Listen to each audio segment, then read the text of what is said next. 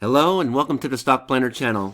We're an education channel, sharing our ideas, doing our own due diligence, learning, and winning. Today I'd like to talk about Starbucks. I haven't invested in it maybe a year or two. Had some luck with it a few years back. They reported earnings today. Looked good.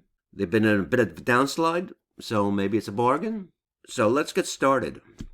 Peter Lynch is a famous investor. He continuously made about 29% over a period of 10 years or so. It was in charge of the Magellan Fund, mutual fund, which is a very popular one, maybe 20 or 30 years back. He and like Warren Buffett said to invest in things you know and are familiar with. Well, went past the Starbucks yesterday, and they're allowing people to come in to the Starbucks now, finally, sit down. But there's always a line, people trying to get, to drive through, and those coffees are expensive. So I do think there's a need and a demand for Starbucks. I now understand paying $3 and $4, $5, $6 for a cup of coffee, or $10 for coffee and a scone. But people do it every single day. It does look good. Now you can pay big money to get it delivered to your home.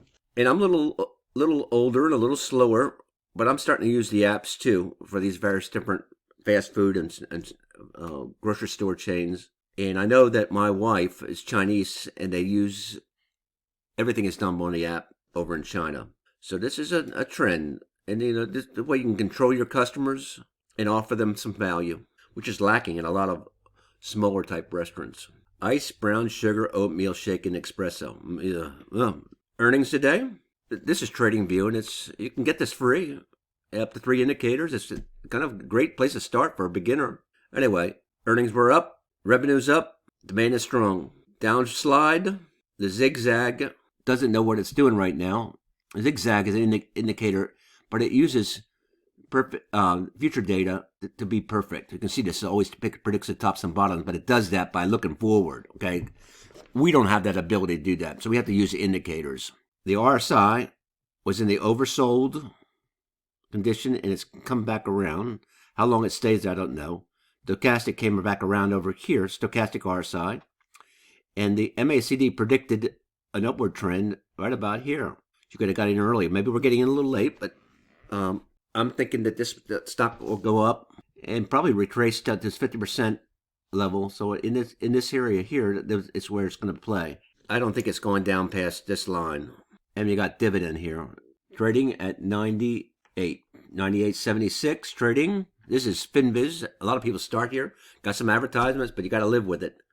Target price is 121. Actually, it's 122. Profitable company. PE is 27, 28. And the future PE is very good too. Shortable, optionable. And this has got a slight buy, according to FinViz. There was 2 recent downgrades in January, early January. That was about a month ago. And Starbucks earnings were mixed as rising costs pinched profit. Well, I didn't catch that. Starbucks is going to raise their prices due to inflation. Of course they will. And some of these articles here are negative. Tip ranks as a target of 121. And like I say, it's actually 122, just like FinViz. 13 analysts covering it, moderate buy. That's what it was over in FinViz. 6 out of 10 ranking, that's not too good. Insider activity said they sold some shares. Negative technicals, in other words, it's below the 20-day moving average. And that's not good. So, 121, 122, and it's trading at around 100. I like the Zacks reports, and I get a lot of other research from my broker. It has a hold rating, which I agree with. This was about almost a month ago. But at the time, they had a target price of 116, which is a lot less than what FinViz has. And I believe it's going to be a little more conservative now. Underperformed, according to them. Growth of the company was phenomenal, and they give it an A and momentum a B. Zacks has a good overview of the company. It gives you a good understanding of where they're coming from. But the area that I like are the reasons to buy. Recognized brand or moat. Alliance with Nestle, which is a very, very large worldwide food company, and old. And China, some some companies can, some can't. And this is a company that's got a little toehold in China. Innovation and technology, good U.S. growth. Like I say, those stores are full. It has money in the bank. Coronavirus hurt the sales, and their growth again is not going to be what it was last year.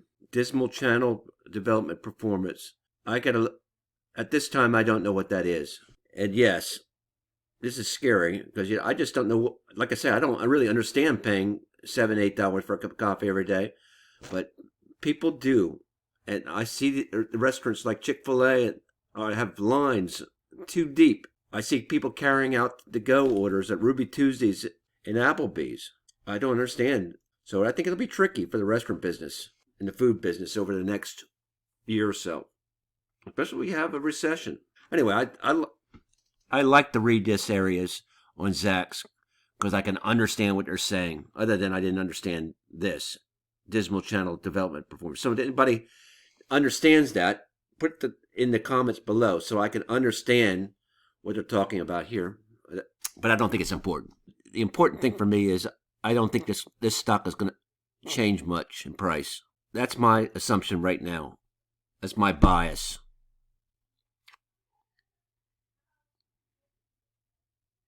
We all know coffee roaster is trading only a small portion below its fair value.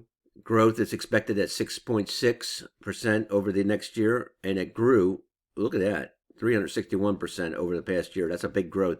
The growth is slowing. Pays a dividend of about 2%.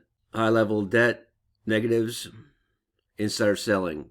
As you can see, it's trading right about where it's supposed to trade. Generally, I like to buy undervalued stocks. This is not only a small bit. And the future growth is not what it was. You can see, look at that growth there. That's past. Pays a dividend, and knows that insider trading over the last 3 months. This is a snowflake, and we want that snowflake to be greener than it is. And the fact that the earnings is not going to grow too much, I don't think this is going to move this stock much. So based on free cash flow, Simply Wall Street says it should trade at 101, which is no movement at all. And that compares with 122 on Tip Ranks and FinViz. So I'm playing it conservative. I go with a more conservative point. Well, back here, 122 is way up here, and that's a long ways off. 101 is about right here. So let's see what we can do with putting together something that doesn't really change a whole lot. Going to the option strat and looking at SBUX, and we're choosing a put broken wing because we think it's going to go up, and this is going to cost us. It has a max loss of $769 and a net credit, so you'll need about maybe $500 to put a margin hold to put this on. And let's just look at the calendar. I'll put calendar spread. This you have to pay some money. The other one you got money. You pay $135, and your max profit is 3 times that, but your max loss is $135. And I've been going with these kind of debit spreads because I don't want to get caught if we do have a problem with Russia and the Ukraine. I don't want to lose my whole account. I don't mind losing a couple $100. So as long as it stays between 87 and 30 and 107 and 87, we can make some money. If it stays around where it's at in the 98 area, and if it stays there by expiration on March 4th, we could have our 3 times. Short of that, if it stays in here, these are our winnings. Here's a table. If I think it's only going to go up a little bit, it's 98, 99. Let's just say 100. I can take any time during February, around $50. This is only $135, so I would tend to hold it a little longer. What do you think of this trade? Investing $135 for a potential profit of $303 to stay between this range. As long as it doesn't move too much, you have a winner on your hands. And the other trade wasn't all that bad either. A credit spread. A potential of $300 to stay between 87 and 107. Well, I kind of like this trade in 87. If it plays around here for the next month, you have a potential for $300, and I'm going to shoot for around 100 profit, taking it early. and it's costing me around $100 to get in.